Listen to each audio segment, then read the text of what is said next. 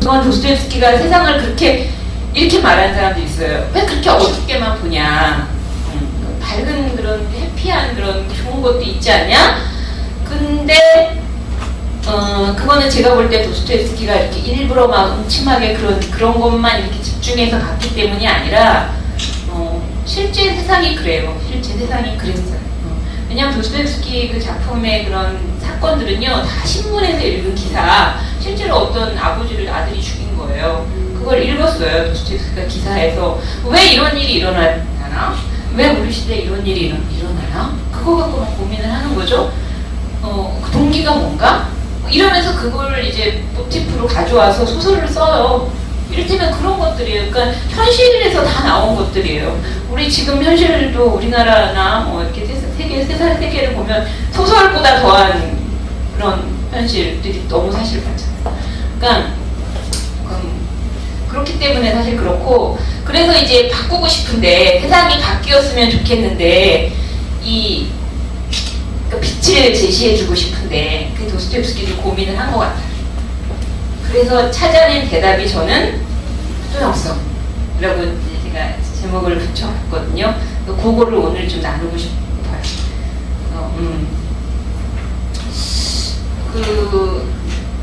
저는 정말 이것이 19세기 이제 중반 후반을 도스토옙스키가 살았는데, 그때 이제 세상이 굉장히 혼란스럽고 지금도 그렇죠. 특히 혼란스럽죠.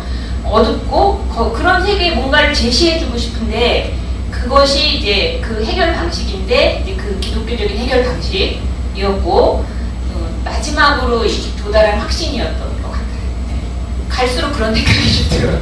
그래서 저는 왜 그럼 오늘 제가 이런 말씀을 드리냐면은, 지금의 그 기독교 교회가 세상에 줄 수 있는 게 뭘까, 세상에 제시할 수 있는 게 뭘까 라는 고민을 하는데, 그 해답도 여기서 나올 것 같다. 저는 그런 생각이 들거든요.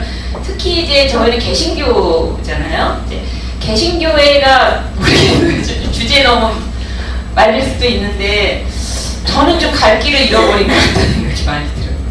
제가 그래서 그런지 모르겠는데, 개신교회가 앞으로 어떤 길로 갈까? 라는 고민을 한 몇 년 전부터 제가 하기 시작했어요. 여기서 이제 이 수도형성에 관심을 아주 진지하게 기울여야 되는 때가 아닌가? 이제 21세기 들어서면서 그런 얘기들 제가 조금씩 듣고는 있어요. 그 관심 갖는 그런 것들, 앞으로의 어떤 21세기는 영성의 시대인데, 기존에 저희가 얘기했던 그런 영성과도 맥이 닿지만 또 조금은 다를 수 있고 더 깊이 있을 수 있는 이제 그런 거에 대해서 이제는 여기로 가야 되지 않나 라는 생각을 하는데, 근데 개신교는 이제 올해가 종교개혁 500주년이지만 시작부터 개신교는 이 수도 영성하고 딱 단절해서 시작했어요. 시작 자체가. 왜냐하면 루터가 수도사였잖아요. 수도복 벗고 결혼하고 이 종교개혁을 했거든요. 그러니까 당연히 이 수도원, 뭐 수도영성 이런 거 거부할 수밖에 없어. 그래서 시작부터 그리고 지금까지 지속돼 온 거죠.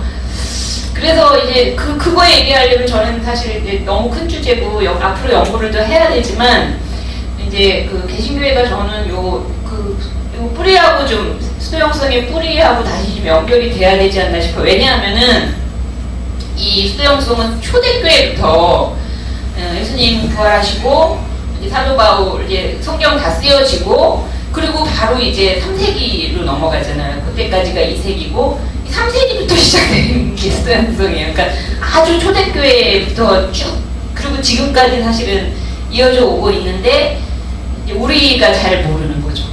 우리가 잘 모르고 이렇게 끊어져 있는 사실 그거기 때문에, 이 기독교를 개신교만이라고 생각하진 않으시잖아요. 개신교만이 기독교 세계의 일부, 큰 일부죠. 굉장히 큰 일부지만 또 다른 큰 기독교 세계가 있다는 걸 우리가 잊어서는 안 돼. 그게 가톨릭과 그 다음에 아주 우리에게 생소한 정교회. 저는 이제 정교회. 오늘 좀 들으시면 좀 막연하게나마 정교회가 조금 이렇게 좀 와 닿으시면 저는 정말 보람이 있을 것 같아요. 왜냐면 우리나라에 정교회가 없잖아요. 카톨릭은 있어서 그래도 우리가 이렇게 볼 수 있지만, 그래서 참 많이 이렇게 생소하거든요. 그래서 저는 이제 사실 카톨릭과 정교회는 개신교회를 형제로 인정하지 않는 경향이 많아요. 좀 길을 잃은 게 좀. 네, 그것도 더 복잡한 얘기인데, 그러나 이제 우리는 형제, 우리는 형제라고 불러야 된다 이렇게 생각해요. 카톨릭과 정교회를 이단이다, 미신이다 이러면 안 돼요. 형제고, 그래서 배울 게 많다. 저는 겸손하게. 네, 우리가 배울 게 많다. 근데 그 중에 특히 정교회로부터 배울 것은 저는 이 수도영성인 것 같아요. 저도 실제로 체험한 건 아니에요. 도스토옙스키를 통해서 사실 알고 체험하고 싶은 사실 그런 것인데, 근데 되게 놀라운 게 도스토옙스키는 세속 작가인데 교회 작가가 있고 세속 작가가 있어요. 교회 작가는 진짜 교회 안에서 교회를 위해서 글을 쓰는 사람, 번영 같은 사람, 폴로 정슨 이런 사람 교회 작가라고 들었는데 도스토옙스키는 그렇진 않아요. 세속 작가예요. 근데 그런 사람이 그리고 수도 역성에 대해서 실제로 몸담았느냐 그거 아냐? 아니에요. 도스토옙스키의 경험 밖에 있는 영역이에요, 이거를. 근데 이걸 썼다는 건 굉장히 놀라운 일이에요. 저도 마찬가지죠. 제가 수도원에 가보긴 했죠. 전 수도원 가는 걸 되게 좋아해요. 그래서 유럽 여행을 할 때도 이렇게 일부러 그 도시에 수도원이 있으면 수도원 찾아가고, 러시아 있을 때도 수도원을 가보기 위해서 이렇게 지방 도시들에 가면 정말 그 유구한 역사를 가진 러시아 수도원들이 많아요. 정말 언젠가 기회가 되면 저는 막 러시아 전역에 있는 수도원 순례를 하고 싶어요. 나이가 많이 들어서 체력 때문에 안 될 것 같긴 한데, 그 독특한 그 있어요. 수도원에 갔을 때 그 오는 느낌. 근데 이제 가서 살아보진 않았죠. 뭐 며칠 머무른다, 그냥 하루 가서 방문하는 이제 그 정도거든요. 그래서 도스토옙스키도 그 정도였어요. 수도원 가서 살아보고 며칠, 그게 아니고. 그런데 썼으니까 저도 강의할 자격이 되지 않을까 그런 생각을 이제 하거든요. 그 정도의 작가 역량이 있다는 거죠. 자기의 경험 세계 밖에 있는 것도 작가들은 쓸 수 있어야 되거든요. 다 자기가 경험한 것만 쓰는 건 아니에요. 요걸 이제 이 소설에서 이수영성을 이제 두 가지 방식으로 이제 도스토옙스키가 이야기하는데, 하나는 수도원이라는 게 어떤 공간인가, 그 다음에는 이제 사람, 수도사라는 사람 어떤 사람인가, 요걸 갖고 얘기를 할 때 하나씩 한번 말씀을 드릴 건데요. 이 소설에서 이제 배경은 이렇게 조그만 마을이에요. 마을에서 일어나요. 거기 이제 실제로 도스토옙스키가 살았던 마을이거든요. 저도 가봤는데, 그 소설 속에 있는 그 집들 막 이런 게 그 마을에 가면은 이렇게 여긴가 보다 이렇게 싶은 데가 있어요. 뭐 개천도 있고, 그리고 이제 그 까라마조프 가의 형제들이잖아요, 제목이. 그러니까 까라마조프 집안일이에요. 집안에서 일어나는. 그 집이 있겠죠? 그리고 수도원이 있어요. 그 마을에 수도원이 있어요. 요게 이제 그 배경이 다예요. 큰 도시에서 일어나는 사건이 아니에요. 조그만 시골 마을에서 일어나는 사건이에요. 근데 참 신기한 것이 그 마을에 살고 있는 특히 까라마조프 가, 그 아버지, 그 다음에 아들이 셋이 있어요. 그리고 사생아가 하나 있어요. 그리고 이제 아버지랑 아들이 같이 좋아하는 여자가 있어요. 둘이 같이. 그것 때문에 이제 막 싸우고, 그러니까 어때요? 지극히 세속적인 사람들, 지극히 그 굉장히 그 본능으로 사는 사람들, 지극히 그 우리식의 표현으로 하면 죄의 본성을 따라서 그냥 막 사는 사람들이 그 마을에 우글우글한 거예요, 쉽게 말하면. 근데 그러면 한마디로 굉장히 아주 그 속된 공간인 거죠, 그 마을이. 근데 수도원이라는 공간은 아주 거룩한 공간인 거죠. 이게 되게 가깝다는 거예요. 지리적으로 아주 인접하다. 멀리 떨어져 있는 게 아니에요. 이게 굉장히 흥미로운 거고. 그러니까 뭐냐면 아주 세속적인 사람들하고 거룩한 사람들이 인접해 살고 있어요. 인접해 살고 있으면서 이게 어떻게 서로 교류하는지, 이 두 공간과 이 두 종류의 사람들이 어떻게 접촉하는지. 오늘도 이제 인터넷 그 선교 얘기하셨는데 결국 접촉의 문제잖아요. 어떻게 만날 거냐, 어떻게 접촉할 거냐, 어떻게 교류할 거냐. 저는 그 문제라고 생각하거든요. 우리도 그거에 대한 얘기예요, 이 소설이 전체로. 근데 이제 요거를 이제 쓰려고 도스토옙스키가 소설 구상하는 내가 여기를 가봐야 된다. 이게 도스토옙스키예요. 거의 말년의 도스토옙스키. 일찍 돌아가셔서 60세, 61살. 그러니까 그때쯤 그림이고, 네. 아토스라는 데가 있어요. 들어보시지 못하셨죠? 아토스. 되게 아, 그런가요? 그거 뭐로 쓴다고 아토스일까요? A to Z. 지죠? 그거 아니고 여기는 이제 아토스인데요. 여기가 어느 나라일까요? 러시아 아니고, 자, 그냥 퀴즈 무작위 한번. 스위스. 아, 경치가 아름답죠? 아닌데. 우리나라. 아, 우리나라. 아토스라는 이름이 있을까요? 그리스? 오! 역시. 지금 내가. 그리스에, 그리스입니다. 그리스고 여러분이 잘 아세요. 데살로니가. 데살로니가 성경에 나오는 그리스 지도는 제가 안 갖고 왔는데 데살로니가에 보면 저도 그리스는 안 가봤는데 데살로니가 밑으로 아주 살짝 육지가 아주 가늘게 이렇게 밑으로 이렇게 빠져나와 있어요. 거기가 다 산지예요. 그 지역이 아토스예요. 여기가 거기예요. 그 아주 그 짧게 나 있는 육지. 근데 여기가 굉장히 중요한 곳이에요. 오늘 이것만 건져가셔도 아토스라는 데가 있대요. 정교회 그러니까 이제 러시아가 아니라 동방정교회죠. 동방정교회의 수도원들이 여기 다 모여 있어요. 이를테면 이제 러시아 정교회면 러시아 정교회에서 여기 아토스에다 수도원을 지어요. 그리스 정교회에서 물론 그 나라에도 수도원이 있지만 또 그리스 정교회에서 또 이 땅에다가 그러니까 이거는 성산이에요. 성스러운 산이라고 불러요, 아토스를. 그리고 콘스탄티노플 이런 식으로 전 세계에 있는 정교회에서 이 산 전체에 수도원들이 다 흩어져 있는데 이제 산이다 보니까 저런 식으로 바닷가, 그 다음에 절벽 보세요. 이렇게 이게 수도원이에요. 이런 식이에요. 그러니까 저기 가면 수도원들이 수백 개예요. 그런데 저는 못 가요. 왜일까요? 아니 그게 아니라 너무 여자라서 못 가요. 예, 여자는 밟을 수 없는 땅이에요. 참. 수도사들도 다 남자예요.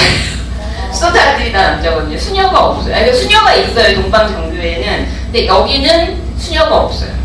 그러니까 이제 백발이 완전 성성하지. 그 사진은 안 가졌는데 진짜 영화에 나오고 옛날 그림에나 나올 것 같은 이렇게 백발이 수녀 이런 할아버지들이 지금 오늘날 21세기에 저기 살아있어요. 지금. 그래가지고 저는 죽을 때까지 못 가볼 텐데 네, 남자들만 갈 수 있고요. 푸틴 대통령도 이런 데 가가지고 막 만나고 정치적으로도 중요한 사실 곳인데 이런 곳이 지금 현대세계에도 있다는 거. 그리고 저기서 수십 년 동안 수도생활을 하는 수도사들이 살아있는 수도. 정말 저는 가고 싶은데 아쉬울 도스토옙스키가 나 저기 가봐야 돼 이제 그랬어요. 근데 못 갔어요. 러시아가 아니니까. 저기까지 꽤 멀잖아요. 러시아에서 그리스까지. 그건 이제 저 지역이 얼마나 중요한지 이제 도스토옙스키 알았기 때문이고, 그리고 예루살렘에도 가보고 싶었는데 예루살렘도 못 가봤어요. 그런데 수도원에 가보긴 했어요. 어느 수도원에 가봤냐면은 여기 또 참 아름답죠. 이거 다 지금 소련 시대에는 수도원들을 다 폐쇄시키고 이제 그냥 방치해놨기 때문에 다 수도원들이 막 엉망진창이었어요. 그런데 지금은 전부 다 돈을 엄청나게 국가에서 막 지원을 하고 교회 재산을 돌려줘가지고 수도원들을 굉장히 아름답게 줬다. 진짜 금이에요. 네, 저 진짜 금이에요. 네. 그러니까 엄청난 그런 막 굉장히 보수를 아주 잘 해놔서 지금은 러시아 전역에 가면 여러 교회들이 참 많은데 여기는 뭐냐면 모스크바에 1시간 떨어진 곳인데 성 3일체 수도원, 3일체 금방 아시겠죠? 3일체 수도원이라고 해서 러시아의 러시아 정교의 최대 본산이라고 할 수 있는 곳이에요. 여기를 도스토옙스키가 어릴 때 아버지가 여름마다 데려가는 거예요. 그러니까 저기 가서 어린 나이이지만 수도사들 보고 수도원 보고 예배에도 참석하고 성경 읽는 것도 듣고 그랬던 거죠. 그 인상이 남아있어서 도스토옙스키가 나는 러시아 수도원을 잘 알고 있다. 나 전문가야. 나는 이쪽의 전문가야. 그렇게 말을 했어요.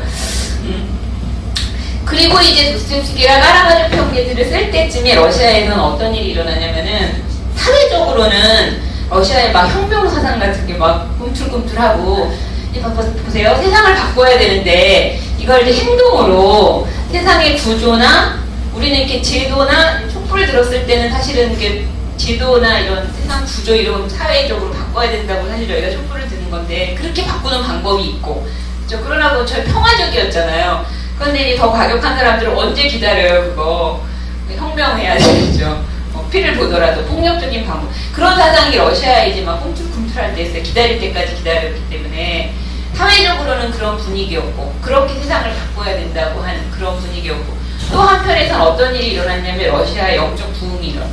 그때 그것이 수도원에서 시작이 돼요. 수도원에서 러시아의 영적 부흥이 일어나는데 그건 여기에요. 수도원 옵지나라는 수도원인데 여기는 모스크바에서 아까 그 수도원은 동쪽으로 1시간 이 수도원은 남쪽으로 한 1시간 반 정도 가야 될 텐데 여긴 제가 못 가봤어요. 여기는 정말 다음에 러시아 가면 꼭 가볼 건데 왜냐하면 이 수도원이 까라마조프 형제들이 나오는 그 수도원의 모델이거든요. 네. 그래서 여기 들어. 근데 이거 너무 아름답죠. 막. 남쪽이라 더 이런 것 같아. 남쪽이라 따뜻하고. 여기를 꼭 가봐야 되는데 이 수도원에서 어떤 부흥이 일어나냐면은 19세기 동안 몇십 년 동안 장로들이라는 사람들이 나타나요. 장로들. 장로는 저희가 다 알고 있는데 원래 장로가 무슨 뜻이죠? 그쵸. 엘더잖아요. 영어로 엘더. 그러니까 러시아 말로 엘더를 그대로 번역을 한 게 러시아 말이 있는데 그게 장로예요. 똑같은 뜻이에요. 그러니까 나이가 많은 사람. 그러니까 뭐냐면 교회에서 주는 어떤 직함이 아니고 목사라든가 무슨 장로는 직분이죠.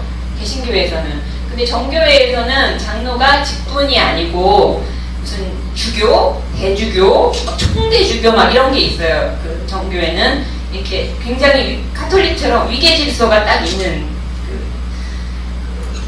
있거든요. 정교회에는 그러니까 장로는 그런 위계 질서에서 이렇게 벗어난 사람이에요. 정말 영적 권위로 있는 사람. 영적 권위가 인정돼서 그런 직분이 없어도 그런 어떤 그 위계 질서상의 어떤 이제 그 자리를 차지하고 있지 않아도 다 사람들이 존경하고 인정해주고 아까 목사님 말씀처럼 인도자 너 인도자를 잘 보고 따라가라 딱 그 사람 딱 그런 사람이 장로예요. 근데 그가 아무나 장로가 못 되는 거예요. 쉽게 말하면 이제 장로 하십시오 이렇게 뭐 그런 것도 아니 안수 주고 이런 것도 아니에요. 그냥 사람들이 인정해 주면서 자연스럽게 장로가 되는 당연히 나이도 많고 이런 장로들이 몇십 년 동안 훌륭한 장로들이 계속 배출이 되는 거예요. 이 수도원에서. 그러니까 이 수도원이 유명해지기 시작하고 사람들이 저절로 가는 거예요. 저절로 사람들이 이 수도원을 방문을 하는 거예요. 1년에 막 수천 명씩, 하루에 막 수백 명씩 이렇게 러시아 전역에서 이렇게 오는 건데 이제 그런 이제 것들을 도스토옙스키가 아는 거죠. 그래서 도스토옙스키, 톨스토이 잘 아시죠? 그 외에 그 당시 러시아의 아주 그 유명한 지식인들, 문학가들 이런 사람들이 여기를 찾아가요. 그 사람들이. 그래서 장로들을 만나거든요. 그때 있었던 장로님이 누구냐면은 요 분이에요.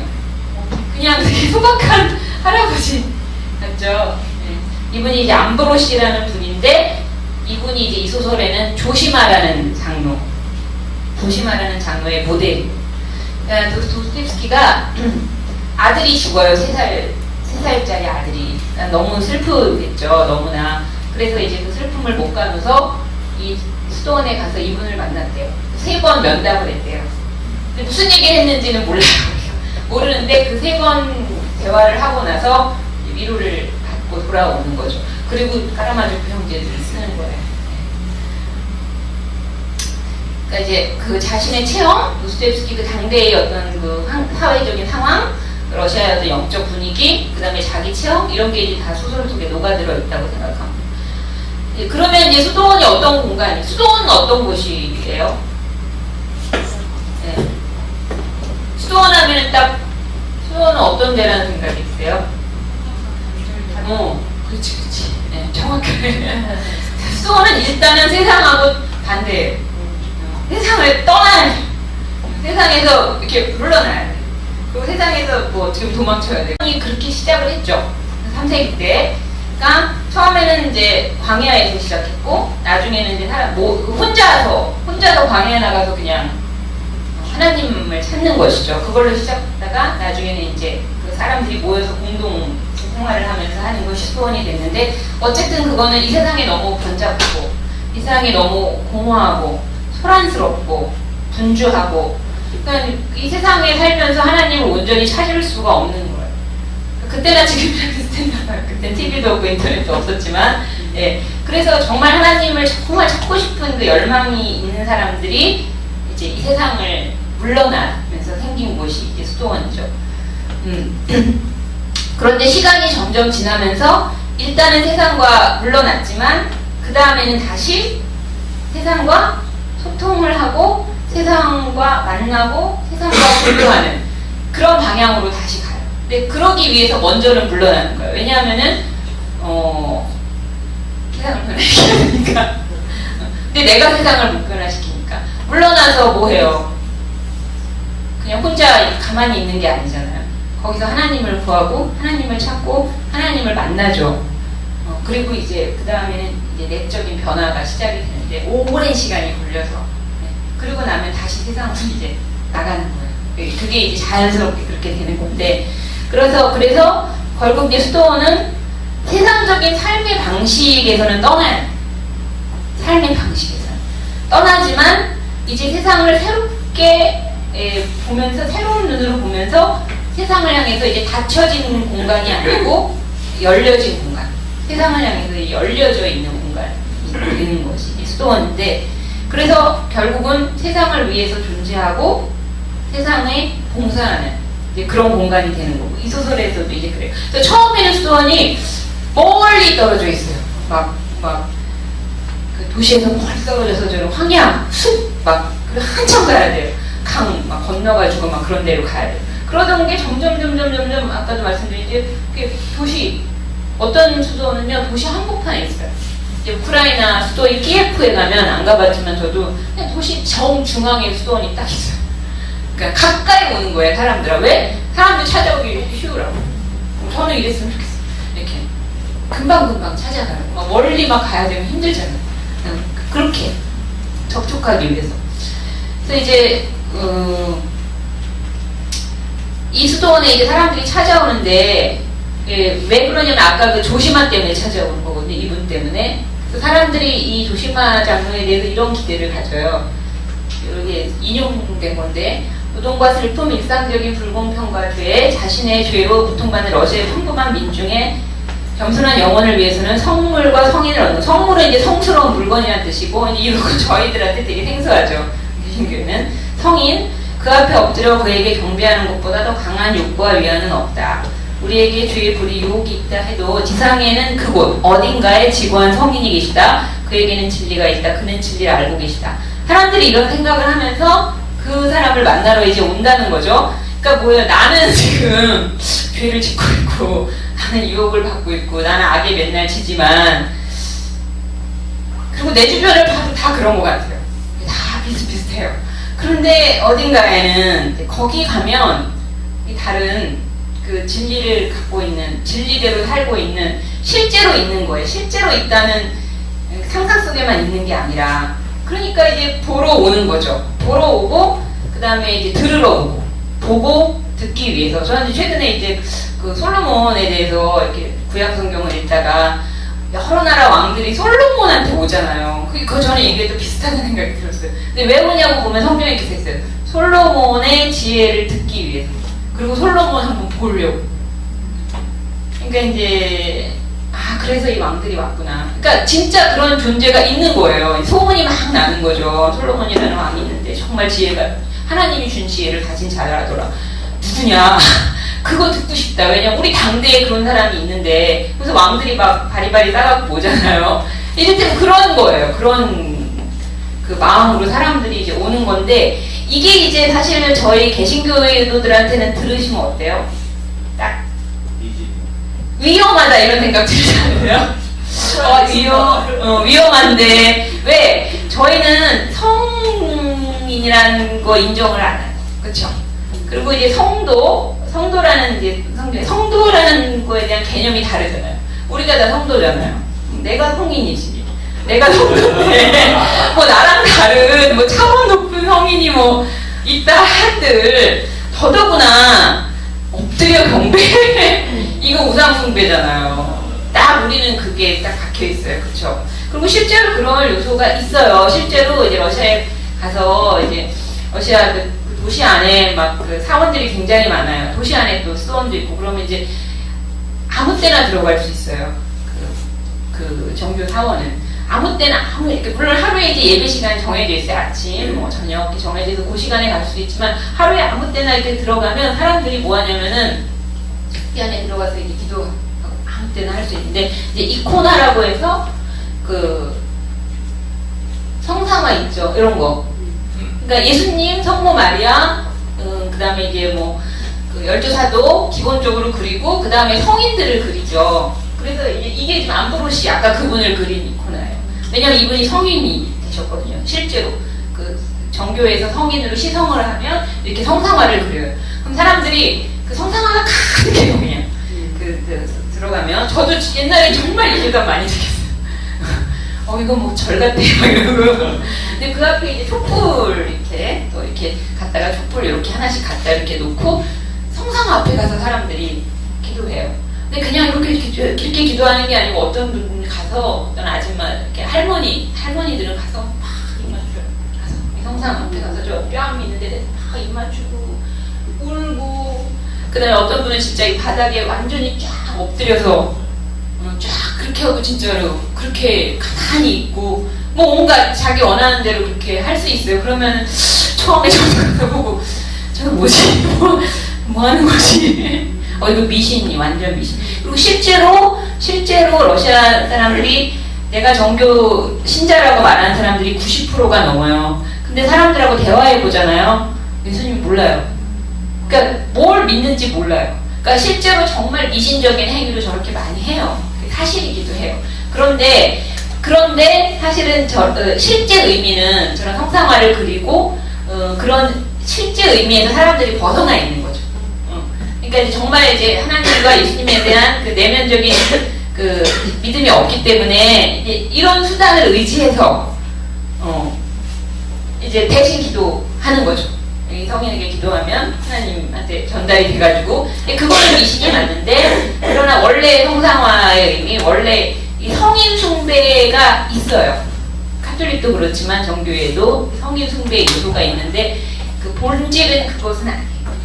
본질은 그러니까 예수님, 그러니까 하나님에 대한 믿음을 성인들에 대한 믿음으로 이렇게 바꾸는, 대체시키는 그것이 본질이 아니에요, 절대로. 그러니까 정말 믿음을 가진 사람들은 정교회에서도 있어요. 저희 지도 교수님 같은 분. 너무 좋았어요. 그분하고 그 교제가. 그분하고 얘기하면 그분도 저더러 너는 절반은 정교 신자 이렇게 인정도 해주시고 그러셨는데 어쨌든 통해요. 영안에서. 통해요. 그러나 그런 요소들이 있다는 거는 사실이고 이 소설에 나오는 이 많은 그 방문한 사람들도 사실은 미신적으로 그런 사람들이 많이 있어요. 그건 사실이에요. 그러나 저는 이제 본질적인 얘기를 드리고 싶은데 이렇게 이해하면 좋을 것 같아요. 그러니까 살아있을 때 이미 성인으로 인정된 분도 있고 죽어서 그런 분도 있는데 이분들은 어떤 분이냐면 그리스도인 중에서 정말 그리스도인 중에서 아주 예수님을 근접하게 닮은 사람들 이렇게 이해하면 좋을 것 같아요. 왜냐하면 저희들의 삶의 목표가 그거잖아요. 예수님을 닮는 거.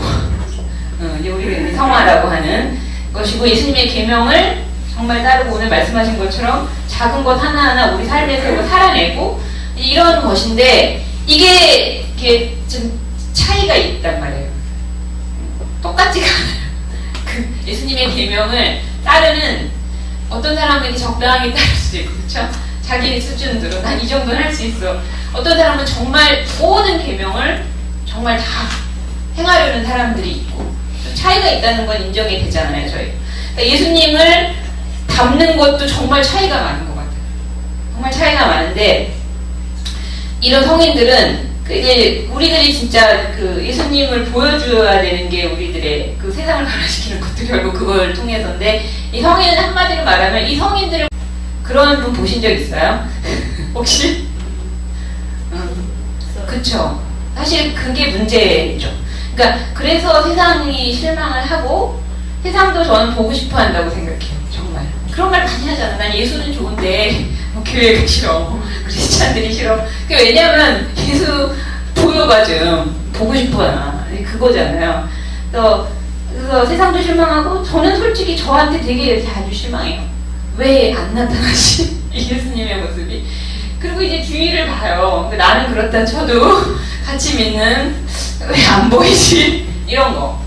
그러니까 이게 좀 저는 좀 심각한 문제인 것 같아요. 그래서 어떻게 보면 이렇게 우리가 믿음의 경주를 마라톤처럼 하는데 이게 어떤 때 넘어져서 이렇게 못 일어나는 게 그때는 격려가 필요하고 그 다음에 이제 앞에서 정말 인도자 이렇게 이끌어주고 계속 달리라 하는 그 계속 달릴 동기부여하고 이게 이제 필요한데 그럴 때 빛을 받아야 되는데 그런 존재들이 이런 성인들이 사실은 그래서 무슨 우리가 뭐 그 성인들을 믿어가지고 예수님 믿는 걸 대신해서 그분들을 의지하고 이런 차원이 아니고 이제 믿지 않는 이 세상에도 그 실제로 그 예수님의 삶을 살고 예수님의 모습을 보여주는 게 가능하다라는 걸 실제로 이게 가능하다. 이게 불가능한 이상이 아니라 가능하다라는 것을 보여주는 분들이 성인이고 이런 분들이 역사적으로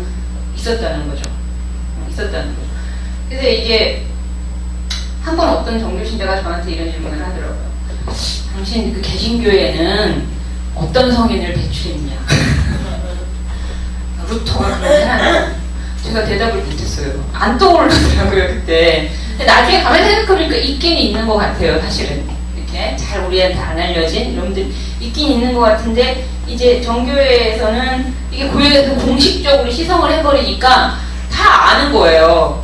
그런 사람들. 근데 우리는 잘 모르잖아요. 이렇게 딱 떠오르지가 않잖아요. 그렇죠?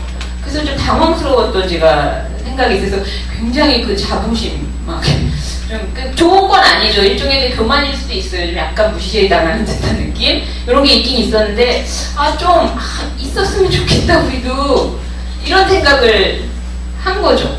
한 거고 사실은 정교의 성인이지만 우리 기독교 같은 예수님을 닮은 사람이면 사실 이렇게 뭐 정교의 성인이야 이런 문제는 아닌 것 같아요. 저는 이제 그런 분들의 그 삶 이런 책을 읽거든요. 그러면 나는 개신교회니까 상관없어. 그게 아니에요. 같은 예수님이고 제가 닮고 싶고 제가 가고 싶은 길을 갖고 그런 삶을 사신 분들이에요. 그러니까 우리의 유산이에요. 사실은 정교의 유산이 아니라 그것이 우리의 유산이 될 수 있어야 된다고 생각을 해요. 그래서 이제 그런 말씀을 이제 이런 말씀들을 드리는 건데 그리고 얻는 유익이 정말 많아요. 그냥 글만 읽어도 마음이 이렇게 정확해요. 그리고 이렇게 정말 이렇게 우리가 이렇게 막 아까도 말씀드렸지만 저도 시기질투 이 소설에도 나오는데 이제 있거든요. 지금도 있으면 이거 아무리 떨쳐버리려고 해도 잘 안 되잖아요. 근데 이런 정말 그런 것에서 완전히 자유화진 분들 처음부터 된 게 아니에요. 이분들도 엄청난 이제 영적 싸움을 싸우면서 이제 그런 상태에 도달을 하셨는데 그런 분들의 이제 삶과 그런 모범을 읽으면 그냥 자연스럽게 없어지는 것 같아요. 회개질투가. 그러니까 계속 우리도 그렇게 말하잖아요. 예수님은 어떻게 예수님을 계속 바라보면 되잖아요. 사실 그게 안 돼서 그렇지. 예수님을 계속 바라보고 예수님 말씀 계속 들으면 자연히 이렇게 떠나게 되는 거잖아요. 이렇게 어두운 데서 이렇게 우리를 얽어매는 곳에서 그런 거랑 비슷해요. 예, 그런 거랑 비슷한 걸 저도 많이 경험을 하거든요. 그래서 이제 이런 분들의 가치는 어마어마한 거예요. 어마어마. 저는 인간이 이제 그 약간 화려한 이런 얘기 하셨는데, 그러니까 정말 그 화려함과는 거리가 먼 것인데 인간이 도달할 수 있는 가장 가치 있는 그 삶이 뭘까? 어떤 정치적인 영향력을 행한 사람일까? 엄청난 그런 과학적인 성취를 한 사람일까? 이런 생각 많이 해보는데 저는 성인이 되는 것 같아요.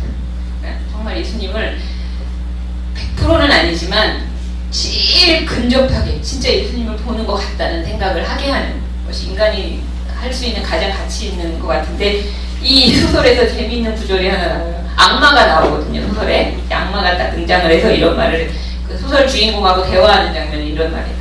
야, 너는 그 메뚜기만 먹고 17년 동안 몸에 이끼가 덮이도록 황야에서 기도하는 그런 사람들 유혹해 본 적이 있어? 하고 물어봐요, 주인공이. 악마한테. 그때 뭐라고 하는 막, 야, 내가 하는 일은 그것뿐이야. 난 다른 사람들은 건드리지도 않아. 이 말이죠. 내가 하는 게 맨날 그건데 뭐. 온 세상을 잊고 그런 한 사람에게 내가 들러붙지. 그 사람한테만 집중. 왜? 그들은 다이아몬드 같이 아주 값진 존재들이니까.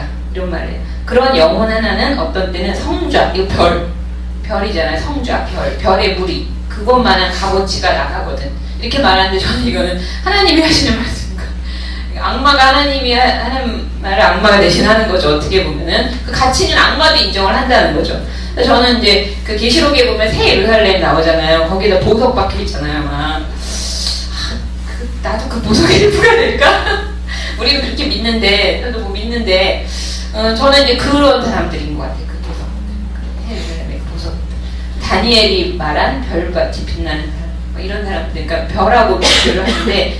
하나님도 이런 사람들은 자랑꾼, 하나님의 욥을 하나님이 자랑하셨잖아요. 그런데 사탄이 딱 들러붙잖아요. 하나님이 자랑하는 욥을 무너뜨리려고. 딱 그런 이 사람들이 그러다. 그러니까 이 성인들은 악마의 유혹이 그 상상을 초월하는 유혹이. 그 영적인 싸움이 정말 격렬해요. 우리도 겪지만 우리가 겪는 것과 비교할 수도 없는 그런 진짜 그런 것들이 이제 많이 있어요. 아주 혹독하죠. 그래서 이제 그런 것을 다 이제 통과하고 나서 이제 예수님의 얼굴이 나오는 거죠, 이제. 근데 이제 조시마가 이제 수도원 안에 또 뭐가 있냐면 독수방이라고 있어요. 그럼 혼자 사는 집이에요. 그러니까 수도원에 다른 사람 이렇게 식사는 같이 하는데, 그리고 이제 같이 모이는 시간도 있는데, 조시마가 사는 곳은 혼자 사는 독수방이 있는데, 거기는 수도원 안에서도 한 400걸음 이렇게 숲속으로 들어가서 있는, 거기에 혼자 거주하거든요. 그러니까 아주 소박한 장소, 아주 기본적인 것만 이렇게 있는 그런 이제 노인네인데, 근데 하는 일이 뭐냐면 나머지 시간에 혼자 있죠. 근데 하루에 일정 시간을 이렇게 정해서 방문자들을 받아요. 사람들이 찾아온다고 그랬잖아요. 이 조시마 보고 얘기 듣고 자기 얘기하려고. 그럼 이게 이제 실제로 그렇게 했거든요, 경배 성인들이. 그러니까 아주 오랜 시간 동안 어떤 분은 뭐 20년, 30년 혼자만. 저는 좀 그거 침묵 생활 한마디도 안 하고, 그리고 이제 금욕하고 뭐 이런 식으로 해서 준비가 되면 이제 하나님이 이제 나가라 그러세요. 이제 사람들한테 가라고. 그때부터 방문자들을 받기 시작해요. 그 전에 사람들한테 안 만나다가 실제로 이제 그랬는데, 이 조시마 장로도 젊었을 때 막 러시아를 순례하고 그다음에 혼자 지내고 이러다가 이제 늙음하게 이제 사람들을 받아들이기 시작하는데, 요 소설에 근데 이제 제가 아쉬운 부분은 뭐냐면 무슨 수행을 했을까 그 궁금하잖아요. 어떻게 해서 이런 게 도달했어. 근데 그게 없어요. 그거는 이제 제 생각으로는 이거는 도스토옙스키가 요거는 내가 할 수 없는 영역이라고 생각했던 것 같아요. 사실 그거는 성자전이라고 그래가지고 성자들의 일대기를 기록한 그런 책들이 많이 있거든요. 그런 거 갖다가 베낀다고 하긴 좀 그렇지만 그런 거 갖다가 쓰면 되긴 돼요. 그래서 이제 조시마가 이런 식으로 했다고 경험을 못했어도, 근데 그런 내용은 다 썩 빠지고 이제 마지막에 조시마의 말년의 그것만 보여주는데, 이게 좀 아쉽긴 한데 그럼 우리도 좀 따라할 수 있고. 근데 도스토옙스키가 관심 가진 거는 그러면 그 소설이 아닌 게 될 수 있잖아요. 사실은. 그쵸? 이게 소설이야 뭐야. 그 밑도 안 믿는 사람들한테 더 거부감을 줄 수도 있고, 그것보다는 이 세상에 이런 존재가 어떤 의미를 갖나, 이 세상을 위해서 이 사람들이 할 수 있는 일이 뭔가, 거기에도 관심이 있었지 않았나. 저는 그렇게 생각해요. 그래서 그런 것 같아요. 그래서 무슨 일을 하냐면은 그냥 사람들 얘기 들어주는 거예요. 근데 오는 사람들이다 하면 사람들이 기가 막힌 사람들을 그린 거예요. 어떤 여자는 남편을 독살해요. 그래서 막 그거 아무도 몰라요. 잡혀가지도 않았어요. 그리고 죄책감이 얼마나 심하겠어요. 그래서 와가지고 그 조시마한테만 귓속말로 이렇게 얘기를 하는 거예요. 그리고 어떤 그 여자는 또 아들을 죽어요, 병으로. 그러니까 그 슬픔을 또 못 가눠가지고 그 우울증에 걸려서 힘들다가 여기를 거의 막 겨우겨우 이 수도원에 온 여자도 있고 뭐 별별 사람들이 다 많은데 그 사람들 위해서 들어주고 한두 마디 툭 해줘요. 한두 마디. 그리고 이제 기도해주고. 근데 많고 그리고 더 중요한 거는 이 마음의 상처예요. 이 마음의 상처를 치유하는 일을 이제 조심하게 하는데 죄책감, 그 다음에 공포, 불안 이런 것 우리도 다 갖고 있는 그런 것들이 이제 조심하를 만나서 얘기하고 듣고 하면 사람들이 너무나 밝아져서 이렇게 돌아가는 거예요. 실제로 독수수기가 그걸 경험했잖아요. 그래서 도심하는 사람들을 이렇게 볼 때 그러면은 이제 목사님께도 그런 사람 찾아올 거 아니에요. 이런 기가 막힌 그렇죠? 영적인 상담을 하러. 그럼 어떻게 해줄 거냐, 그렇죠? 너무 기가 막힌 막 이런 거일 수 있어요. 그럴 때 그 사람한테 가서 성경 보시고 기도하세요. 이렇게 말해줄 거냐? 참 이게 그렇죠. 근데 그것이 답이 될 수도 물론 있는데 조심하는 장면은 사람을 볼 때 이렇게 영적인 존재로만 보지 않아요.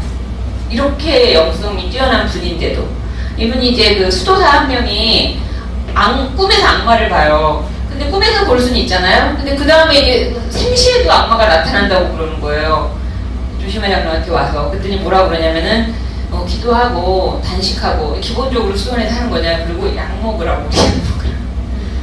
약 먹으라고. 그건 뭐냐면은 악마가 없다는 게 아니에요. 악마의 존재를 부정하는 게 아니고 악마가 그렇게 부정하는 게 아니라 인간을 통합적인 존재로 보는 거죠. 영혼력의 통합적인 존재로 이렇게 볼 수 있는 그런 눈을 이렇게 갖고 있어요. 사람들한테 적절하게 이렇게 한두 마디 조언을 딱딱 하는데 그게 그 사람들의 이렇게 이거는 진짜 숙면에서 될 수 있는 건 정말 아닌 것 같고 또 저도요 그냥 이 소설을 읽어요. 그냥 그리고 자꾸 그 장면을 다시 읽어요. 그 조심하랑 사람들이 만나는 장면을. 그러면 저도 치유가 돼요. 그건 이 소설 앞부분에 나오거든요. 거의 초반부.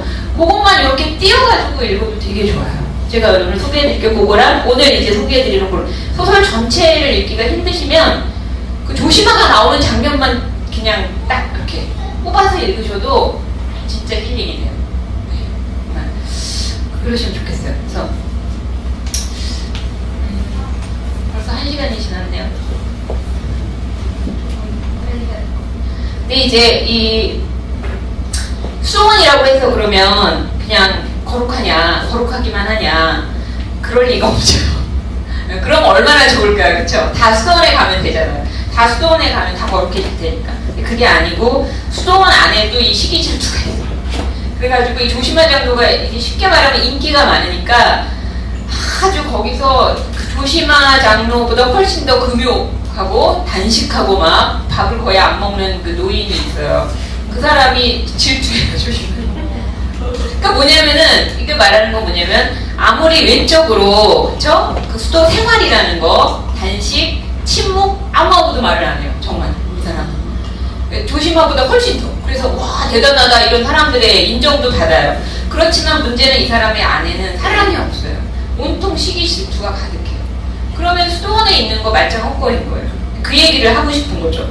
그래서 조심하가 되게 사람들의 질시를 많이 받고 평소에 조심하니 별것도 아닌데 사람들이 막 그렇게 와갖고 인정해준다 막 이러다 조심하자는 거 죽거든요. 이제 병으로. 그러니까 막 노골적으로 조심하가 살았을 때 이랬어.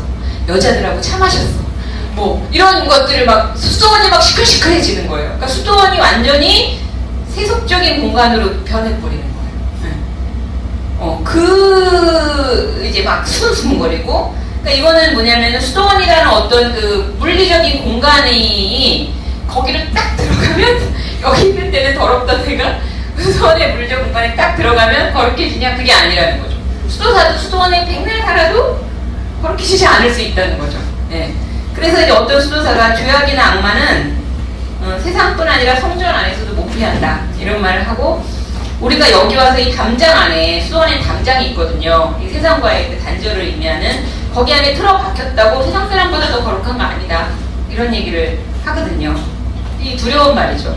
저는 이제 이걸 저희한테 적용을 하면 교회 수십 년 다녀도 예수님을 요만큼도 못 닮을 수 있다 이렇게 저는 읽혀요. 그래서 참 두려운 말이라는 생각이 들죠.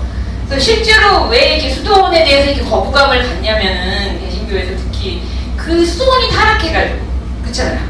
특히 카톨릭 수도원, 정교도 마찬가지예요. 정교도 도스토옙스키 때 이런 영적인 부흥이 있었지만 그게 부흥이 쭉 갔으면 얼마나 좋았을까요? 부흥이 쭉 가서 정말 러시아의 그 혼탁한 사회의 전체적인 그 사회 전체를 진짜 변화시키는 영향력을 행사했으면 되게 좋았는데 그렇게까지는 못한 거예요. 이게 쭉 가지 못하고 그랬기 때문에 결국 수도원도 타락하고 그러니까 이제 러시아의 혁명이 일어나죠. 그리고 다 이제 러시아 교회는 완전히 폐쇄되고 박해받고 그렇게 됐거든요, 실제로. 그래서 그러면 그 수도원에 대해서 완전히 그러면 이제 이거는 소용없는 거, 이거는 이제 다 검증이 된 거냐? 그렇지가 않다는 거. 그렇지가 않다는 거. 지금 또 살아나고 있고, 그렇죠? 살아나고 있고 다시 그 생명력이 또 이어지고 있거든요. 그래서 중요한 거는 수도원 안에서 뭘 하느냐, 거기 안에서 실제로 수도 영성이 어떤 식으로 길러지느냐, 그 내적인 거죠. 역시 마찬가지. 그래서 이제 그게 뭐 간단해요. 기도예요, 기도. 제일 중요한 거는 기도. 그래서 기도인데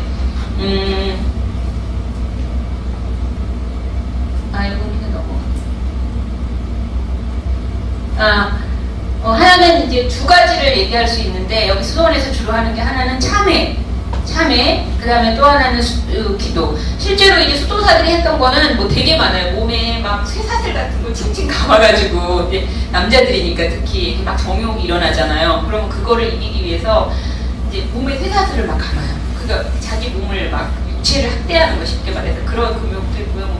그 다음에 이제 아무것도 안 깔고 흙바닥에서 잠도 자고 뭐 별게 다 많아요. 근데 이제 그런 것들은 여기는 하나도 안 나오고 두 가지 이제 참회하고 기도 두 가지가 나오는데 이 참회는 매일매일 저녁에 수도사들이 만나요. 특히 조시마랑 같이 만나서 그날 자기 안에 일어났던 그런 죄된 생각들이라든가 누구를 미워했다든가 시기했다든가 그거를 참회하는 그거 갖고도 또 조시마가 저거 되게 뭔가 남용한다. 우리가 이제 카톨릭의 어떤 고해성사 이런 거 생각하듯이 그렇게 욕하는 사람들도 있어요.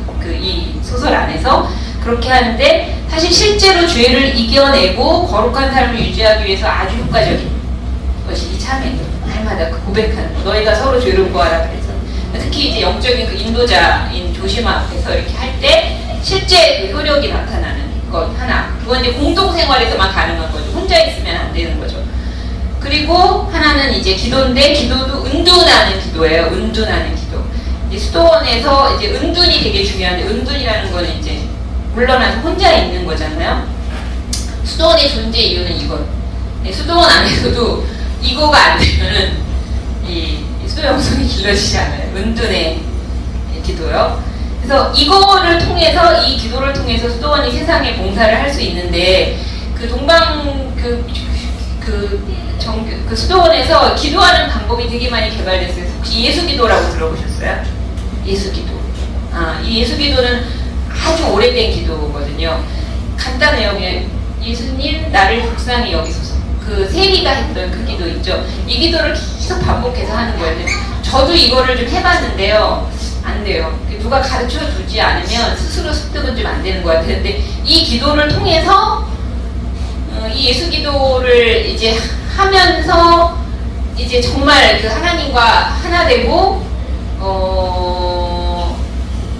근데 그런 게 있대요. 왜 제가 체험을 안 한 거라서 뭐 더 이상은 말씀 못 드리고 이게 실제로 수도원에서 행했던 수행 방법인데 그런 거는 안 나와요. 이 소설에. 이것도 또 도스토옙스키가 이것도 내가 할 일은 아니야. 그런 거 같아요. 실제로 어떻게 기도했는지 안 나오고 중요한 거는 또 뭐냐면 누구를 위해서 기도하냐? 누구를 위해서? 그 다음에 그 기도가 세상에 무슨 역할을 하냐? 이거에 또 관심이 있는 건데 조심하는 뭐라 그러냐면 모든 사람을 위해서 기도해라 하면서 특히 이 사람들을 위해서 기도하라. 자살하는 사람들을 위해서 기도하라고 그러고 오늘 세상을 떠나는 사람들을 위해서 기도하라고. 저도 이거를 좀 실천해 보려고. 그러니까 잘 모르는 분이라도 누가 이제 아프시다, 돌아가실 때가 다 됐다 이러면 기도해요. 그 너무나 인생에서 중요한 시간이잖아요. 너무나 이 정말 마지막에 정말 마무리하는 그 시간이 하나님의 은혜가 제일 필요한 그 시간인데 그 떠나가는 그 사람을 위하여 정말 그 힘이 필요하잖아요. 하나님이 주시는 그 힘이 필요하잖아요. 이걸 좀 심화가 당부를 하고, 그래서 이제 기도의 폭을 내가 아는 사람들, 나랑 가까운 거죠. 오늘 자살하고 싶어 하는 그런 유혹을 받고 있는 누군가가 매일 있잖아요. 실제로. 그 사람들을 위해서 기도해요. 그 순간에 하나님이 그 사람을 막아주시도록. 이 소설에서 실제로 드미트리라는 사람이 아버지를 죽인 범인이 아닌데 아버지를 죽일 뻔해요. 근데 그 순간 이유도 없이 멈춰요. 드미트리가 이렇게 손 이렇게 했다가 그 뭔가가 내 손을 이렇게 잡았다 그러거든요. 뭘까요? 그 조심하가 기도한 것 같아요, 저는.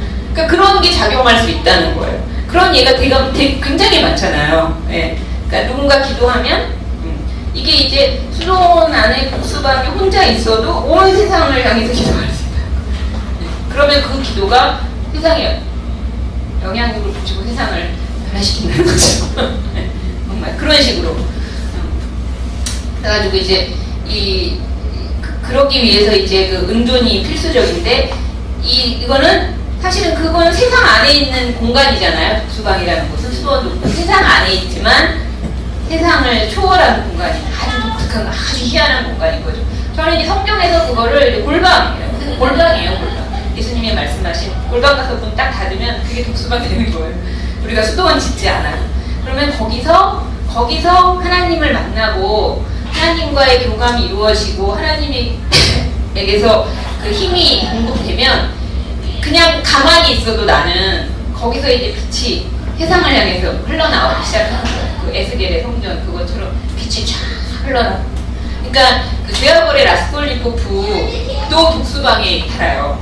라스콜니코프가 그 다락방에 있거든요. 아주 좁은 방. 그 방문 딱 닫고 한 달 동안 안 나가요, 밖에. 근데 요즘 그런 사람들 많은 거 아시죠? 자기 방에서 안 나가요. 집 밖으로 안 나가요. 독수방인 거예요, 그게. 근데 무슨 차이냐? 거기는 완전 폐쇄된 공간. 정말. 진짜 세상하고 담쌓는 거죠. 완전 세상하고 끊고 완전 고립된 세상. 이 도스토옙스키가 제일 무서운 거로 봤어요. 현대 세계의 가장 큰 문제를 이걸로 봤어요. 고립. 스스로 고립되는 거. 그러면 그 사람은 정말 사탄의 먹이에요. 온갖 생각을 사단이 다 주고 사단이 제 멋대로 그 사람은 주무를 수 있어요. 그 혼자 뭐 하겠어요, 그 방 안에서? 아까 그래서 얘기했는데 그래서 인터넷에서 전도를 해야 된다고. 그 안에서 이 사단이 왜냐면 외부와 고립되어 있기 때문에 다른 영향을 받을 수 없잖아요.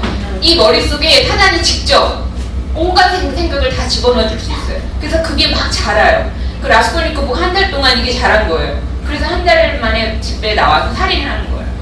그게 그 폐쇄된 공간. 만약에 그 전에 나와 사람들하고 대화하고 이랬으면 제정신이 좀 돌아왔을 거예요. 근데 혼자서만 한 달 동안 생각을 하니까 아무하고도 하나님하고도 교류 안 하고 아무하고도 교류 안 하고, 그쵸? 지금 같으면 인터넷 들어갔겠죠? 거기서 이상한 사이트에 들어갔다. 그러면 그냥 먹이인 거예요. 폐쇄된 공간. 그런데 이 수도원의 독수방은 정반대예요. 문을 닫았죠? 홀로 있죠? 근데 거기서 하나님을 만나는 거예요. 그러니까 이거는 개방형 은둔. 폐쇄형 은둔이 있고 개방형 은둔이 있어요. 그러니까 이 수도원은요 개방형 은둔이에요. 그러니까 참 역설이잖아요. 혼자 있는데 열려 있는 거예요. 항상 나갈 준비가 돼 있는 거예요. 그러니까 제가 도스토옙스키 만나기 전에, 예수님 만나기 전에 제가 이런 폐쇄형 은둔이었어요. 대학교 다닐 때 사모님은 모르시겠지만 제가 1학년 때 2학년 때 2년을 그렇게 보냈어요. 아무하고도 얘기 안 하고요. 왜? 아무도 나를 이해 못하니까. 너네 나 이해 못하지. 딱 라스콜리고 아주 교만한. 이해 못하니까 말 안 통해요. 사람들하고. 내가 고민하는 거 고민해주는 사람이 없고 같이. 그러니까 엄청난 담을 보이지 않게 제가 쫙 아마 지금도 그런 청년들 꽤 있을걸요? 있을 거예요. 그러면 그 안에서 뭐냐면요. 이 자기만의 생각이 막 자라요. 온갖 사상들이 여기에 막 들끓어요. 근데 그걸 나누지를 못해요. 그러니까 그 폐쇄된 곳에서 그런 어두움이 없어요. 제가 살면서 겪어본 그런 그 마음의 지옥이 없었어요. 정말. 그걸 저는 겪어봤거든요. 그래서 도스토옙스키 주인공들이 저는 이해가 가는 거예요. 네. 근데 우리가 추구해야 될 은둔은 그게 아니고 반대. 반대. 세상으로 나가기 위해서 항상 항상 열려 있지만 혼자 있는. 저는 이거가 정말 훈련을 하려고 하는데 될 때가 있는데 또 지금 깨졌거든요. 몇 년 전에 이게 한 몇 개월 정도 지속됐을 때 참 너무 좋았어요. 제가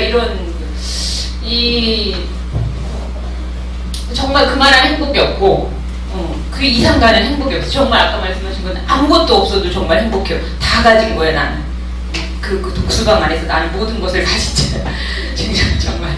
그리고 사람들을 만날 때 어떻게 해줘야 될지, 무슨 말을 해야 될지 알겠어요, 그냥 알겠어요. 그리고 저도 스스로 놀랄 정도로 내 안에서 예수님이 나오네. 그게 느껴져요. 그 사랑이 흘러가는. 그 독수방에 있을 때 그게 돼요. 지금 그게 안 돼요. 그래서 저 이거 회복하려고 사실은 이 강의를 준비하면서 이거 다시 회복해야 돼. 이제 그러면서 여러분들한테도 말씀드리면서 저한테도 이렇게 하거든요. 그래서 이제 저 마무리를 좀 해야 될 것 같은데, 이 소설의 이제 조시마가 주인공은 아니고 사실 진짜 주인공은 알료샤인데, 이 알료샤가 20살짜리 청년이에요. 이 알료샤가 수도원에 들어가요. 왜냐하면은 알료샤한테는 수도원이 이런 곳이에요. 그 당시에 그 길만이 그를 감동시켰고, 세속의 어둠으로부터 사랑의 빛으로 탈출하려는 그의 영혼의 이상으로 지시되었기 때문입니다. 이 세속이 어두운 거죠. 세상이 빛을 막 찾는 사람이에요. 알료샤가 그 사랑의 빛으로 도망가고 싶은. 이게 처음에 도망가는 거라고 그랬죠, 수도원이. 그래서 수도원에 들어가거든요. 근데 아직은 진짜 수도사가 안 되고 이제 신참 예비 수도사이기 때문에 수도원 안에만 아니고, 보통 수도사들은 수도원 안에만 있어야 돼요. 근데 알료샤는 자기 마음대로 수도원에 왔다가 자기 아버지 집에 갔다가 마을 돌아다니다가 그러니까 이 소설이 알료샤가 다 돌아다니는 그 이동을 따라 소설이 쭉 전개돼요. 알료샤가 엄청 돌아다녀요. 이 사람 만났다, 저 사람 만났다, 그 다음 수도원 돌아간다, 그거를 이렇게 따라가거든요, 소설이. 그런데 이제 그 세상으로 나오는 알료샤가 어떤 느낌을 갖냐면, 여기는 수도원이에요. 고요와 거룩함이 있지만 그곳은 수도원 딱 당장 바깥에 혼란과 암흑뿐이라 곧바로 길을 잃고 방황하게 됩니다. 그러니까 형들도 만나고 아버지도 만나고 그 여자도 만나고 막 이러면서 다니면 알료샤는 빨리 수도원에 가고 싶은 거예요. 저녁이 돼가지고. 그러면 가면은 딱 그 혼란과 암흑에서 그 고요와 거룩이 다시 이렇게 찾아오는 느낌이 들면서 마음이 안정이 되는데, 저는 이제 이런 그 대립이죠. 하루에도 경험할 수 있는 이런 거 우리가 경험하고 사는가 라는 생각을 해봤어요. 그러니까 우리가 이제 낮에 이렇게 정말 일상적인 생활을 하잖아요. 이 세상 안에서. 그럼 이런 경험하잖아요. 막 혼탁하고 막 들리잖아요. 보이고, 그쵸? 그럴 때 그럼 막 방황하고, 저도 지금 길을 잃고 방황하고 있거든요, 솔직히. 그러면은 이게 돌아가고 싶은 막 그 마음이 다 향하는 그런 그 곳이 있나. 저는 예수님을 처음 만났을 때 정말 교회가 이랬었어요. 막 학교에, 대학에 가서 이렇게 강의 듣고 뭐 이렇게 이러면 이걸 딱 느꼈어요, 알료샤처럼. 막 혼란스럽고 이렇게 마음이 괜히 어두워지고, 교회 가고 싶은 거예요, 막.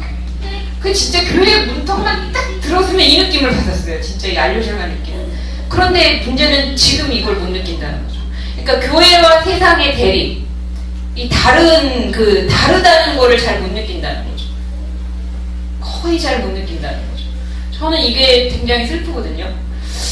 여러분들은 어떠신지 모르겠어요. 이 교회가 그런 공간이 되셨으면 좋겠어요. 네. 저도 그런 교회에 속하고 싶고, 저는 그런 생각을 해요. 그러니까 우리나라에 교회가 많은데 그 교회들이 다 이런 공간이라면, 그렇죠? 세상이 안 달라질 수가 없을 것 같아요. 그 모든 공간이. 교회에 가면, 교회에 이렇게 딱 들어서면 이걸 다 경험할 수 있다고요. 그러면 교회 문을 나설 때 달라지거든요. 똑같은 모습으로 나갈 수가 없어요. 그리고 믿지 않는 사람들이 교회에 들어왔을 때 뭔가 바로는 모르지만 그 분위기를 느낀다면, 그쵸? 그러면은 달라질 것 같아요. 이게 지금 이 역할을 못 해가지고, 이게 지금 그렇지 않아서 우리 사회와 지금 이런 것 같아요. 그래서 정말 시급히 회복해야 될 일이 아닌가 생각하는데, 그 길이 뭐냐? 내면으로 들어가는 거. 그 은둔 속으로. 홀로 있는 그것밖에 없는 것 같아요. 그래서 조시마가 알료샤한테 그래요. 너 아직 수도원에 있으면 안 돼. 너는 나가서 결혼도 하고 세상 좀 많이 보고 와. 나중에 수도원에 들어와. 그러나 너는 세상에서 수도사로 살아. 이런 이제 함용을 주거든요. 저는 이제 저희들은 조시마를 못 따라가요. 조시마가 되게 틀렸어요. 왜냐면 이미 너무 많이 늦었고요. 이런 수도사가 되려면 이 청년 때에 수도사로 서원을 해야 돼요. 한 20대, 늦어도 30대, 보통 10대에 들어가요. 이런 수도사들은 10대의 부름을 받아요. 얘네들 이런 분들은 좀 어릴 때부터 조금 남달라요. 그래서 이 세상에 흥미를 하나도 못 느껴요. 모든 게 허무해요.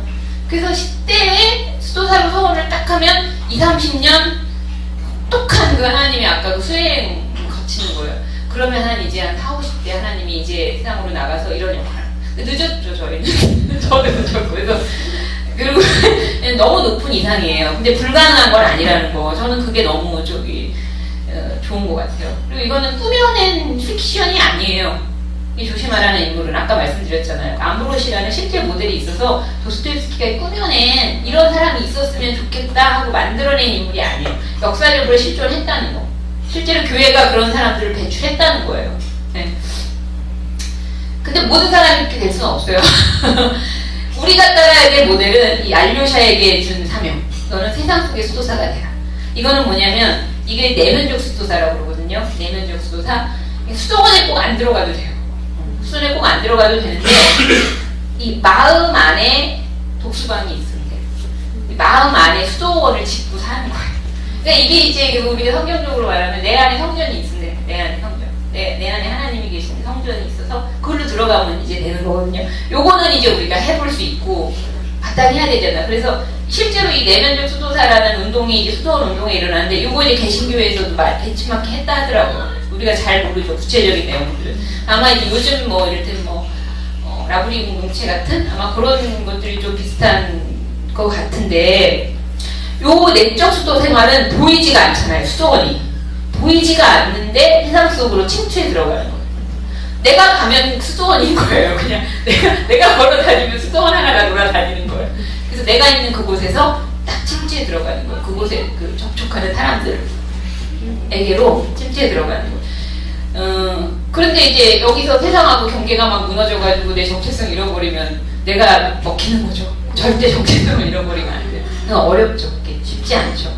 그렇지만 그래서 이제 알료샤가 그 부름을 받기 위해서 준비를 시켜요. 하나님이. 그래서 알료샤가 이제 체험을 하는데 이 장면이 아주 굉장히 감동적인 장면인데 소설에 이게 7권, 이 전체가 12권으로 돼 있어요.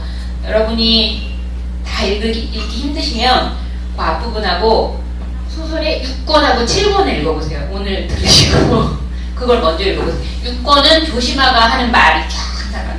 그걸 오늘 제가 다 소개를 해드릴 수가 없어요. 그 내용이 주옥 같은 내용인데 양이 많지는 않고 그리스도인이라면 무슨 말인지 다 알아들어요. 그리고 7권은 이 알료샤가 변화되는 내용, 6, 7권 그거를 좀 권해드리는데 여기서 이제 알료샤가 조시마 죽고 나서 너무 마음이 허전하고 또 사람들이 조시마 막 욕하니까 막 화나요.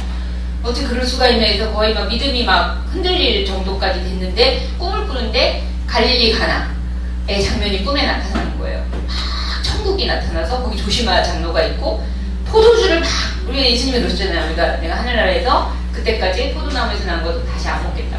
그 천국 가면 포도주 마신다는 얘기잖아요. 진짜 포도주를 막 날라다 줘요. 그 포도주가 기쁨을 상징하거든요. 그래서 조시마가 막 그 포도주를 마시면서 알료샤한테 그래요. 지금 오늘 손님 얘기하셨잖아요. 손님들이 계속 오고 있다. 그건 뭐냐면 천국으로 지금 사람들이 계속 오는 거예요. 그 손님들을 대접하기 위해서 포도주를 계속 지금 날르고 있다. 얼마나 기쁘냐. 막 이런 걸 알료샤가 꿈을 딱 꾸고 딱 깨니까 회복이 되는 거죠. 아, 우리 선생님, 스승님 천국에 계시구나. 사람들은 지금 여기서 막 욕하고 그러지만 이미 예수님과 함께 천국에서 포도를 마시고 계시구나. 그걸로 그냥 위로가 너무 되는 거예요. 그리고 밤에 밖으로 딱 나갔는데 거기서 이 천상과 지상이 만나는 막 그런 신비 체험을 하면서 마지막에 그때 누군가 내 영혼을 찾아와줬다 이렇게 표현하거든요. 요 누군가가 누구냐?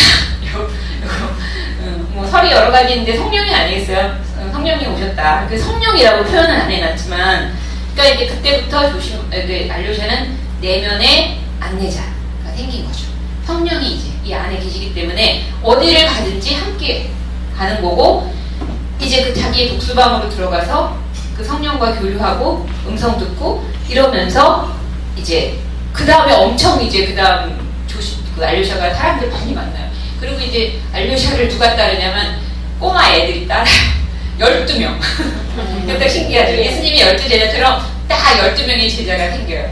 그래가지고 서로 막 돌팔 얘기를 하고 막 딱 요 나이 때, 그 10대 초반 서로 막 암살시키고 막 돌 던지고 막 이렇게 싸우던 애들이 알료샤를 딱 따라다니면서 그 안에서 형제가 싹 트는 거예요. 알료샤의 제자가 딱 형성돼요.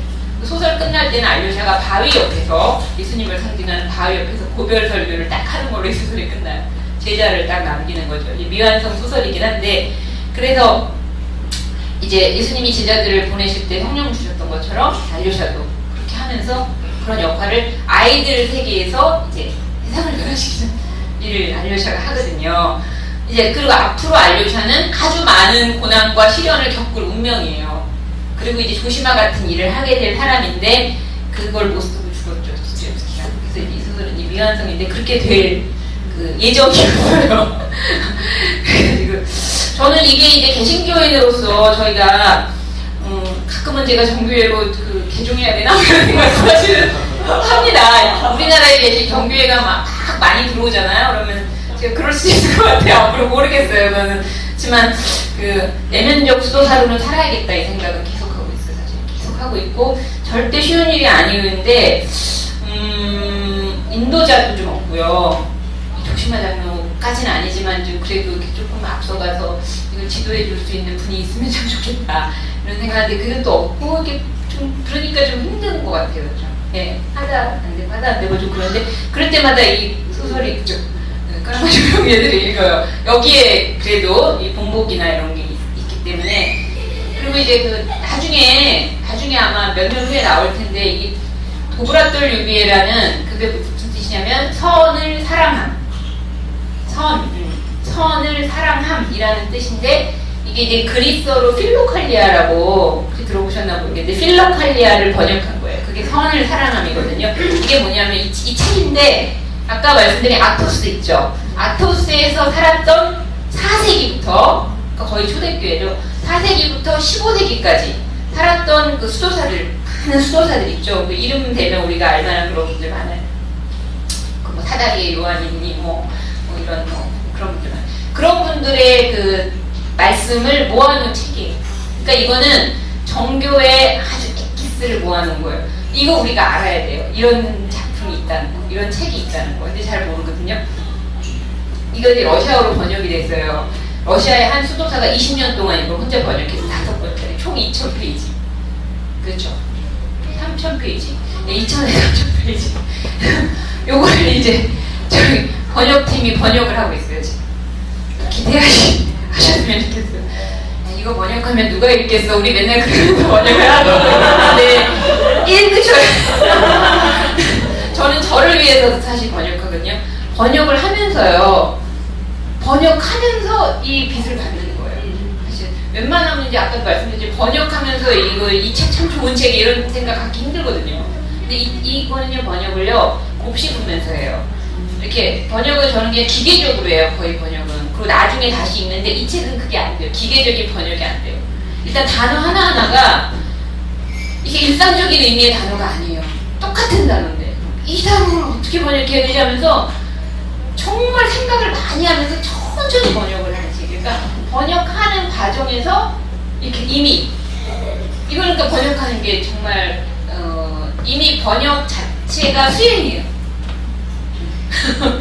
그 저는 이거를 이제 한국 교회가 읽어야 된다. 정말 저희 주님이 축복하셔서 그러면 이제 그 안내자를 가질 수 있는 거예요. 왜 이 책을 처음에 이 책이요 수도사들만 읽게 했어요. 외부 유출을 안 시켰어요.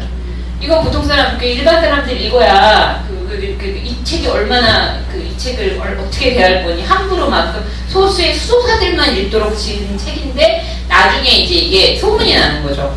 그 수도원 밖에서도 사람들이 일반 사람들이 읽기 시작하고 그 영향을 주기 시작하고 사람들이 변하니까 그 다음에 이제 이거를 이제 지금은 이제 러시아 같은 경우는 막 굉장히 많은 출판사에서 이 책을 2000년대에 보니까 엄청나게 많은 출판사의 이 책을 동시다발적으로 막 출간을 하고 있어요. 그러니까 이제 주어지는 거거든요. 그래서 저희는 이건 굉장히 보고인데, 정말 수도형성의 보고인데, 이따가 좀 낙심되기도 해요. 어떻게 이렇게 살아? 그래서 뭐 다 할 수는 없지만, 그거를 그냥 성경 놓고, 이거 같이 놓고. 만약에 성경 옆에 놓을 수 있는 책이라면 저는 이 책만한 책이 없는 것 같아요. 그래서 이제, 빨리 번역해가지고, 저는 매일매일 이제 성경과 같이 읽으려고 하는데, 어떤 안내가 돼줄 것 같아요. 그래가지고 형제들도 그렇고요. 그래서, 수도사란 어떤 존재냐, 마지막으로, 그거 안 듣네. 예. 이 사람들은 이렇게 비난을 한다는 거예요. 너는 너 자신을 구하기 위해서 수도원 울타리 안에 틀어박혀가지고 인류에 대한 봉사를 잊지 않았냐? 이렇게 사람들이, 그리고 너는 일도 안 하니까 거지 아니야, 거지. 그쵸, 수도원에 살려면 이렇게 먹여줘야 되고 그렇잖아요. 그런 이제 욕을 받지만, 누가 더 사람들을 위해서 노력하는지 두고 보면 알 거다. 이런 말을 이제 조심하고 하는 거. 그러니까 뭔가 활동을 하고, 그쵸? 뭔가 이렇게 드러나게 아까 말씀하신 것처럼 사업을 벌리고 꼭 그래야 그게 정말 사람들을 사랑하고 봉사하는 거냐? 그렇지 않을 때 이게 더 큰 일일 수 있다. 그러니까 드러나지 않지만, 화려하지 않지만 이게 정말 위대한 일일 수 있다. 라고 이제 말을 하거든요. 그래서 저는 이 조슈아 예언이 이루어지길 바라고, 솔직히 말하면 지금 러시아에서 수도원이 또 엄청 지금 막 활동을 하고 있는데 무슨 일이 실제로 그 안에서 일어나고 있는지 저도 모르겠어요. 20세기에도 성인이 배출됐어요. 정교회에서. 소련 시대에도. 러시아에서는 아니고요. 러시아 밖에서. 그러니까 미국이나 이런. 미국이 이제 교회가 이제 국회를 받았으니까 이제 서방 세계로 망명을 갔잖아요. 거기서도 성자가 나와요. 근데 이제 21세기잖아요. 저는 나올 것 같아요. 뭔가 배출이 될 것 같아요. 그래서 그러면 이제 그건 정교회 얘기지 이럴 일은 아닌 것 같아요. 그래서 저는 좀 가끔 너무 세상이 복잡하니까 불안하고 혼탁하니까 이렇게 답답하고 숨쉬기 좀 힘들다는 느낌 받을 때가 참 많은데, 수도원이 있지라는 생각만으로도 막 숨통이 트이는 느낌 받을 때가 있어요. 러시아 민중들이 생각해도 딱 그거죠. 그냥 있어, 어딘가에 갈 수 있어. 좀 저는 가까웠으면 좋겠다는 생각이 드는 거고, 우리가 다 수도원에 들어갈 수도 없고 수사가 될 수 없고 그럴 필요도 없지만, 이제 말씀드린 것처럼 정말 때때로 세상으로부터 정말 물러나서 문을 딱 닫고 도서관에 들어가서 거기서 충분히 있고, 이걸 못해서 문제죠. 충분히 못 있는 거 있고, 그래서 혼자 있는 것과 같이 있는 것, 개방형 운동, 열려져서 혼자 있는 거, 그리고 기도하고 봉사하는 거, 이게 이제 잘 조화가 돼서 결합이 되면 저는 조금 세상을 바꿀 수 있을 것 같아요. 그래서 진짜 이 분주한 현대에서는 저는 여기에 생명을 걸어야 되지 않나, 개신교에도 여기로 나가야 되지 않나, 그런 생각을 하고, 그래야 이 생명력이, 우리의 믿음의 생명력이 유지될 수 있지. 그렇지 않으면 고갈되고 말고, 이미 저는 고갈의 징후가 너무 많이 이미 오래됐다는 생각이 좀 들거든요. 개인적으로도 그렇고 교회를 볼 때도 좀 그래요. 그래서 그런데 개신교 수도도 생겼으면 좋겠어요. 여러분 어떻게 생각하시는지 모르겠지만, 그쵸. 이제 좀 더 많아지고, 그 다음에 수도 영성 공동체 이런 대안 이런 쪽에 좀 관심을 갖고, 저는 말년에 그렇게 살 거예요. 같은 생각 가진 사람만 나타나면, 아니면 혼자 해야 되는데 몇 명이라도 이렇게 있으면 이걸 한번 실천해보자 해가지고 매일 성경 읽고 독서관 들어가서 기도하고 돌아떨리 드리고 만나는 거예요. 저녁에 1시간 정도 나누는 거예요. 같이 죄 고백하고, 그렇게 살다 죽으면 얼마나 행복할까, 그죠? 그러면 아무것도 안 하고 내가 어떤 직업적인 어떤 사회적 활동이 없어도 어떻게 보면 그게 더 큰 세상을 향한 봉사와 섬김이 될 수 있지 않을까. 그걸 정말 꿈꾸거든요. 그 꿈이 정말 이루어졌으면 좋겠고, 그래서 그걸 좀 나누고 싶다는 생각도 들고, 그래서 이제 이런 주제를 오늘 새끼에 봤는데, 솔직히 말씀드리면 어떻게 받아들여질까 사실 조금 걱정이 되기는 합니다. 그래서 좋은 여러분들한테 좀 이렇게 평소에 생각해보지 않았던 좀 그런 생각을 할 수 있도록 좀 자극을 드렸다면 그걸로 감사하고 좀 관심을 좀 가져주셨으면 좋겠고 하나마저 평대들 읽어주셨으면 굉장히 감사하겠고 그렇습니다. 아이고 긴 시간 정말 자꾸 받을 수 있는데 이미 시간이 너무 많이 지나서 혹시 질문 네. 하시죠. 이렇게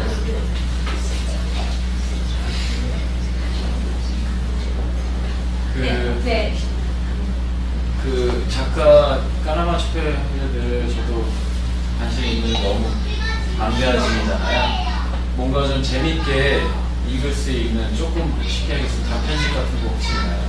아 도스토옙스키의 예, 예. 소설 중에서 재미있는 거 좀 짧은 말이 이제 기독교적인 거는 말기에 썼기 때문에 단편집이나 이런 게 있겠는데 그런 거에서는 이제 이런 기독교적인 주제를 찾기는 어렵고요. 네, 뭐 저는 도스토옙스키는 사실 다 재밌어요. 다 재밌는데 단편 중에서 그냥 도스토옙스키의 맛을 보시려면 백야? 네, 연애소설. 네, 그거 재밌어 하더라고요, 학생들이. 백야, 이런 거 읽어보시고, 중편이긴 한데, 정말 좋은 작품이 뭐냐면, 죽음의 집의 기록이라는 게 있어요. 근데 그거 이제 감옥 생활에 대한 건데요. 굉장한 작품이에요. 그래서 그것도 좋아하시는 분들이 많아요.